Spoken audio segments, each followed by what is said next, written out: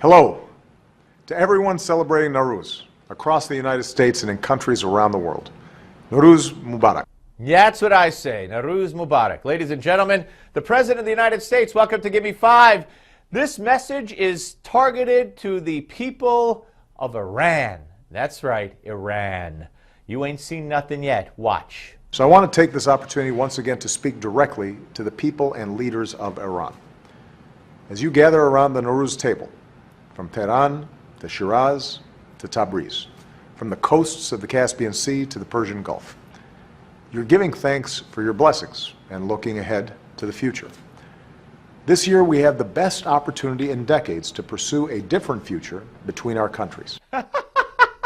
So this is also to the leaders of Iran, the leaders who vowed destruction to the United States and to Israel.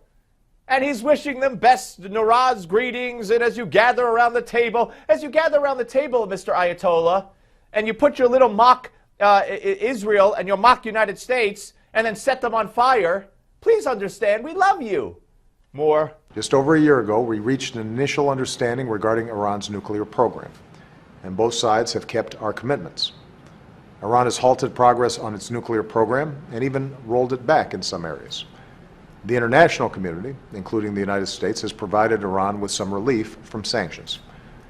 Now our diplomats and our scientists are engaged in negotiations in the hopes of finding a comprehensive solution that resolves the world's concerns with Iran's nuclear program. First of all, it's a lie.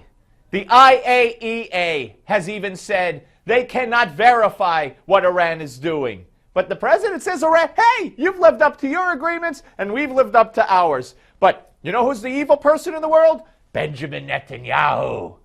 Folks, this is surreal. This is like, I don't know, it's like chiller theater.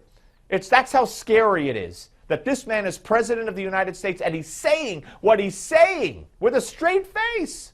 More. The days and weeks ahead will be critical. Our negotiations have made progress, but gaps remain. And there are people in both our countries and beyond who oppose a diplomatic resolution. My message to you, the people of Iran, is that together we have to speak up for the future we seek. As I've said many times before, I believe that our countries should be able to resolve this issue peacefully with diplomacy. Iran's supreme leader, Ayatollah Khamenei, has issued a fatwa against the development of nuclear weapons. And President Rouhani has said that Iran would never develop a nuclear weapon. Oh, well, that's good enough for me. The fatwa is a lie. There's no written record of the fatwa.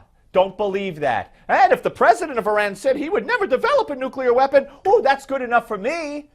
Wow, Neville Chamberlain. Neville Chamberlain looks like Churchill compared to Obama. More. Together with the international community, the United States has said that Iran should have access to peaceful nuclear energy, consistent with Iran's international obligations.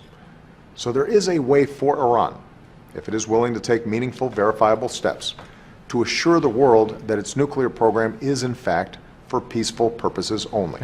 Here's more. In this sense, Iran's leaders have a choice between two paths.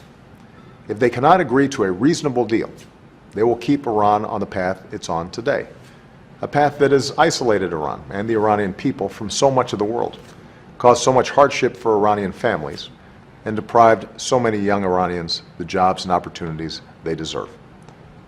On the other hand, if Iran's leaders can agree to a reasonable deal, it can lead to a better path, the path of greater opportunities for the Iranian people. How? How is this seen in a vacuum?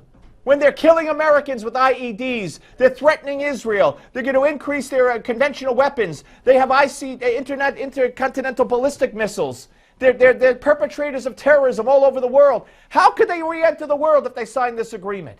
Next. As the poet Hafez wrote, "It is early spring.